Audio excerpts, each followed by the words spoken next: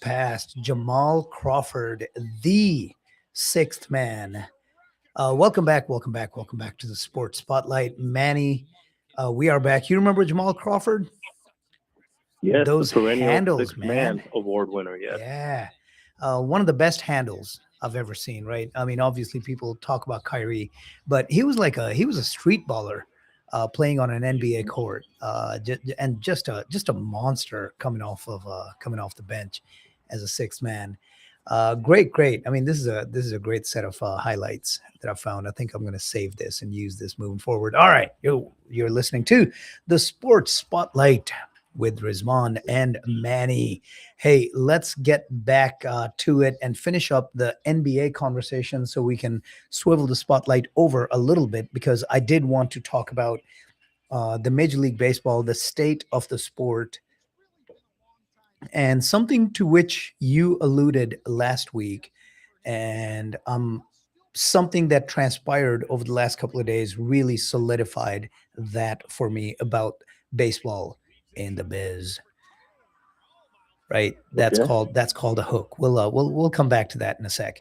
Let's finish out the NBA conversation. All right, so Steph's gonna ride off into the sunset after a year or two, barring everything coming together and them just getting really hot, kind of like what I was talking about the with the Lakers with LeBron, with Luca and Austin Reeves, something like that. If everything breaks right, Jimmy's a stud. Steph is Steph of 5 years ago, 6 years ago, and they could just get really hot in the playoffs. Maybe they can get past and get a championship. Otherwise, they're a distant 4 or 5 in the West. Uh-huh. I do want to hear your thoughts because I want to make sure that I'm not just homering this. The Dallas Mavericks. Cooper Flag was everything that the Mavs fans could have hoped for as a rookie, right?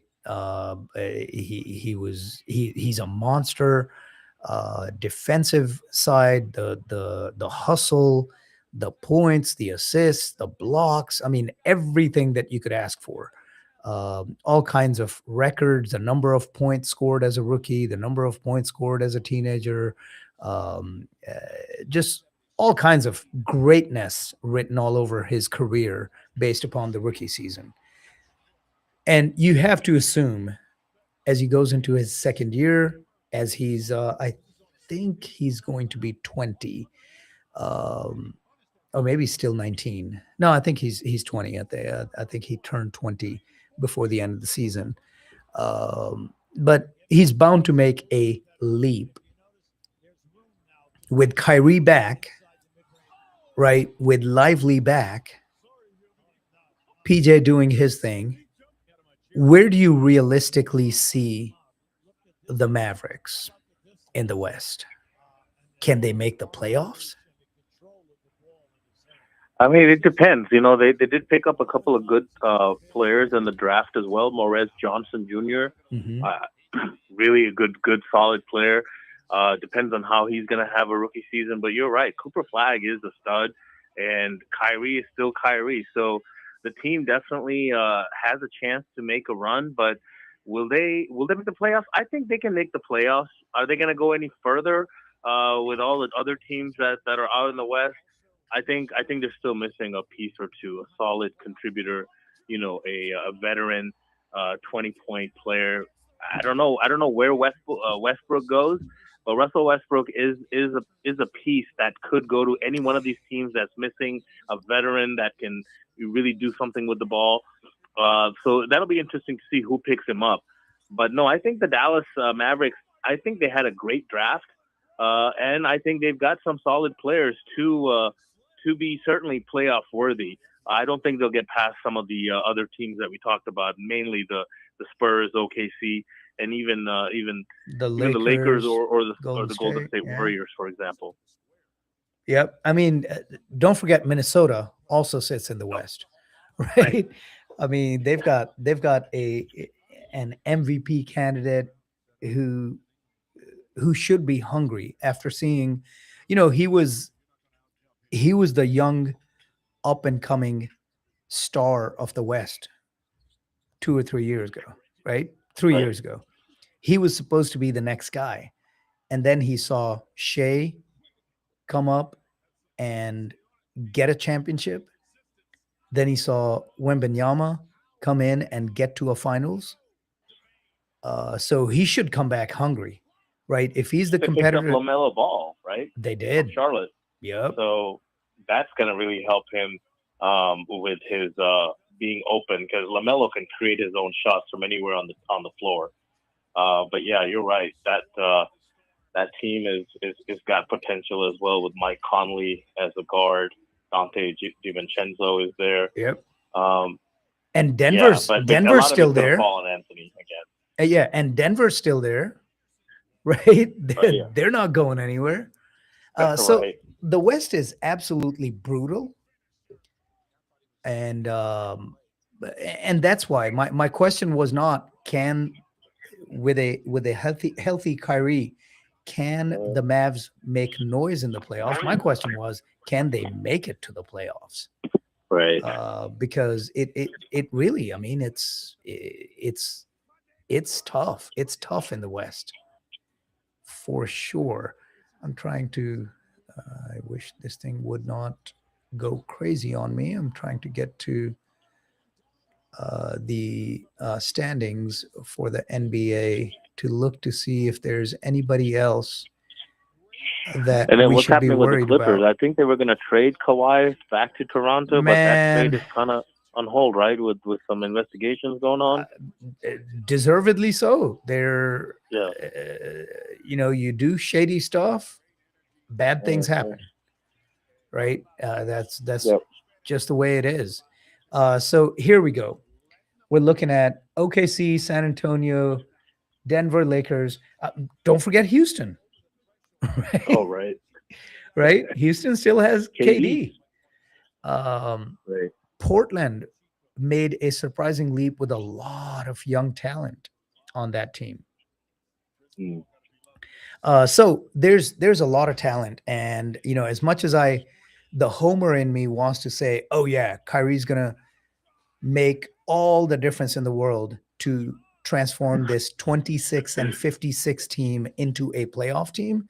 I think realistically, the pragmatist in me is looking at it and like, they're not there, right? Right. If everything breaks right, I see them going in as a fifth, sixth, seventh seed.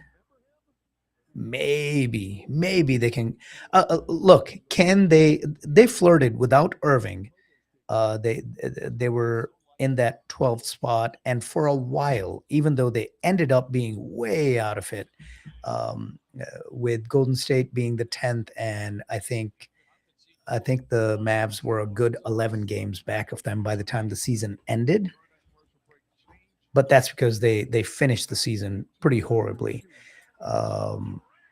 But they were flirting with that 10th spot without Kyrie through quite a bit of a season. Flirting. They were within 3, 4, 5 games of it. Can they get into the top 10 with a healthy Kyrie, with an improved Cooper Flag and everybody else around them, and a lively Derek Lively back? Yeah, I think I would be shocked more if they're not even the 10th seed than I would be if they squeeze into the 10th seed. I think it's more likely with that talent. Can they Right. be an 8th or a 7th? Possibly. And then they'll have to do a play-in. Can they bypass the play-in to get to a 5 or a 6? Slight chance that they can. Yeah, that's a stretch. I mean, it's possible. Just depends on how their draft players, how they do and how they gel. Yeah, but I definitely expect Cooper Flag to have, obviously, just keep improving from his rookie season last year. Yeah. Yeah, he's going to be the main piece. Him and Kyrie, and then just one or two other players can step up, and definitely I think they have a shot to make the playoffs for sure. Yeah, absolutely. But yeah, so let's say best case scenario, everything falls right. They get to the 6th spot. They're not getting past the Lakers. they're not getting past Denver. They're not getting past San Antonio. They're not getting past Oklahoma. So, unfortunately, right now, what they need to focus on is the development of Cooper Flag, of Moraes Johnson, right? If that's going to be your duo, and remember, Moraes is 1 year younger from an experience standpoint. He's a rookie, but he's 2 years older. I think he's 22, maybe 23. So he needs to develop quickly if this is the duo, right? This is the duo that the Mavericks hope is the future of the franchise. Right.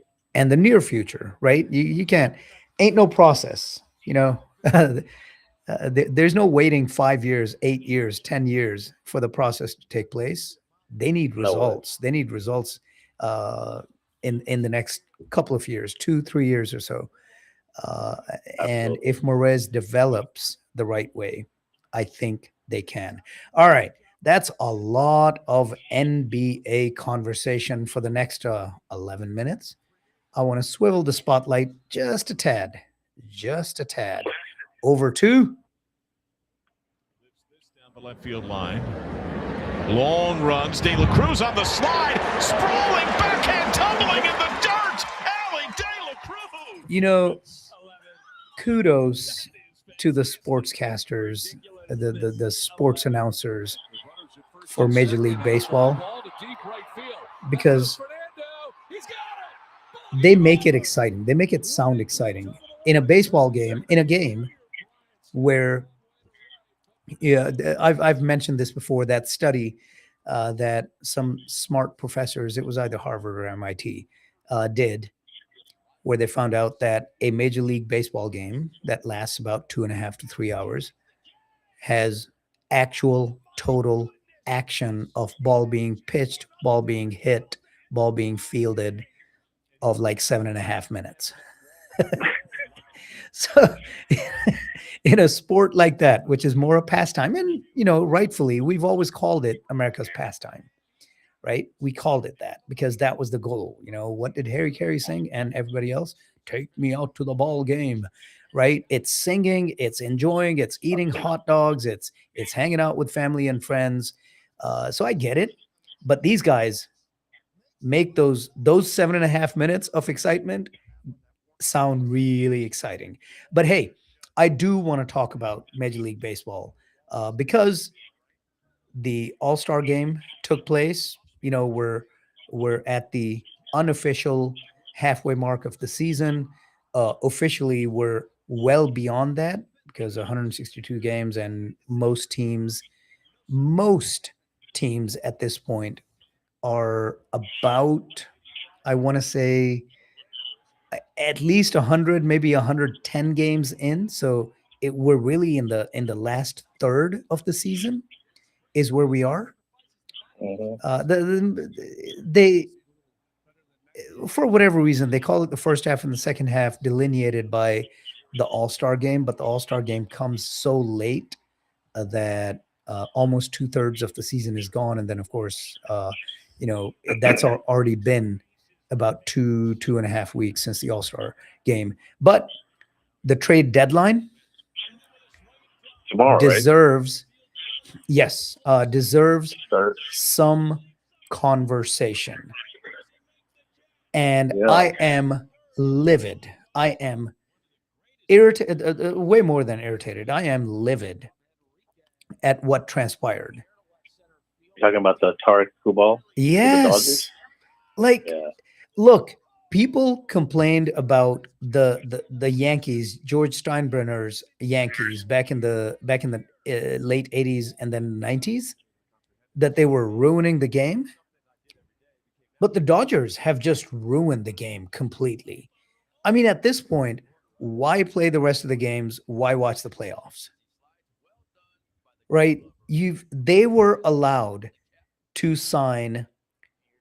This started with Shohei Ohtani, right? The fact that they were allowed to, not able to, they were allowed to sign Shohei Ohtani to a $600 million contract and defer all of it All 600 million. I think his salary is like $1 million over the life of the contract, over the next 10 years. They signed him to a 10-year, $600 million contract.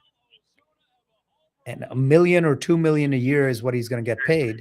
Everything else, 500 million plus, was deferred. He's going to get paid after the contract is over. Shit. It's Bobby ridiculous. Bonilla. Yeah, exactly. But that allowed them to go after the best Japanese player coming out, the Yamamoto, the pitcher.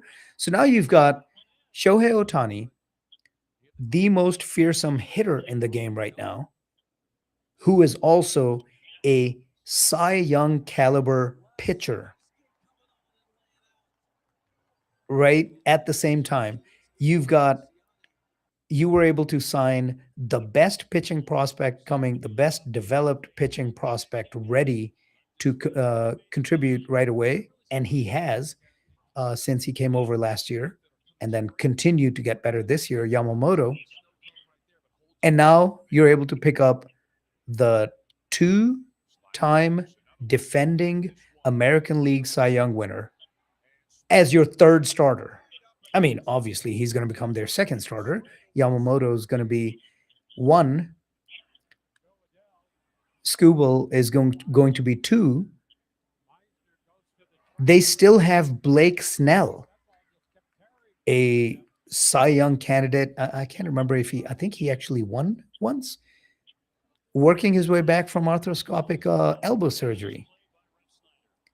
They also have Tyler Glasnow doing the same, except, he's got back spasms that he's working through. It's an absolutely ridiculous embarrassment of riches. They're already 2-time defending champs, and they've just added to all of that.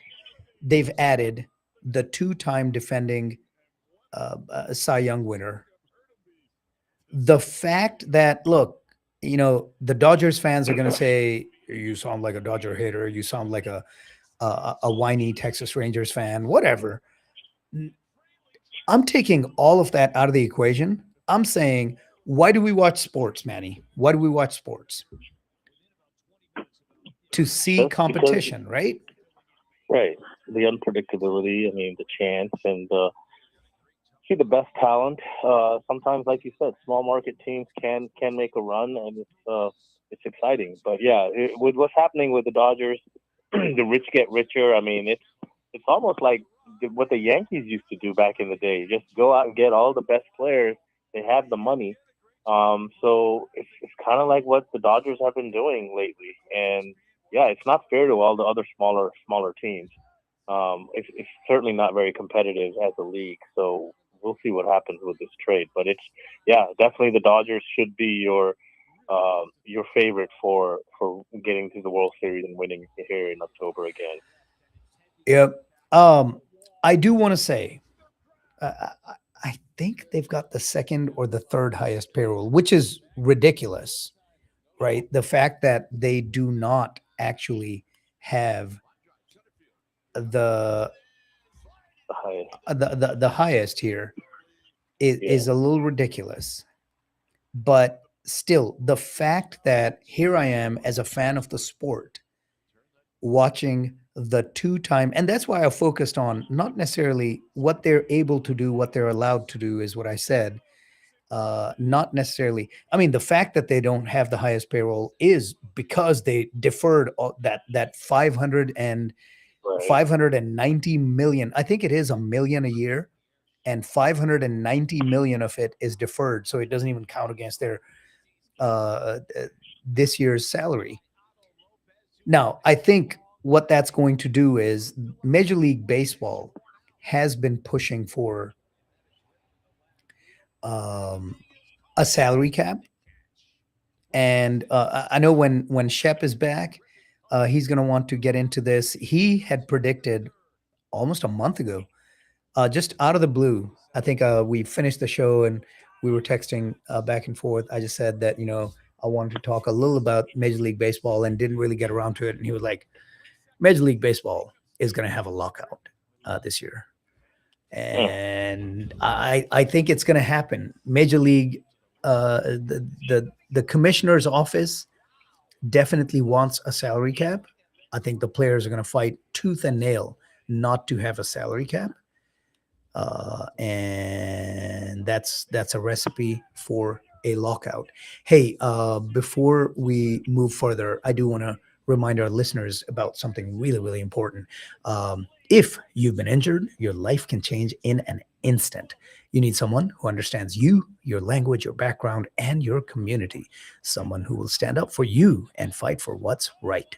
Attorney Zohra Mavani of Mavani Hernandez Law Firm proudly represents families across DFW and Houston in car accidents, truck accidents, rideshare injuries, workplace injuries, wrongful death, and much, much more. With over a decade of experience, Attorney Zohra Mavani believes you are more than just another case, but that you actually deserve a voice. If you've been hurt, Attorney Zohra Mavani fights for you. Call now at 469-494-3990 for your free consultation, or visit The Voice of Texas, www.mavanihernandezlaw.com. Attorney Zohra Mavani, Texas ki Awaaz. Yes. All right. That was my update. Like, I feel no energy to look at the standings for Major League Baseball, to look to see who's in the playoffs, who's in the wild card, because none of it seems pertinent right now, because I think it's just a foregone conclusion. The Dodgers, the two-time defending champs, projected to have the most wins of any team, having the most wins of any team right now, having the best record in major leagues, having one of the best batting lineups in the league, now has hands down the best pitching lineup. Yeah.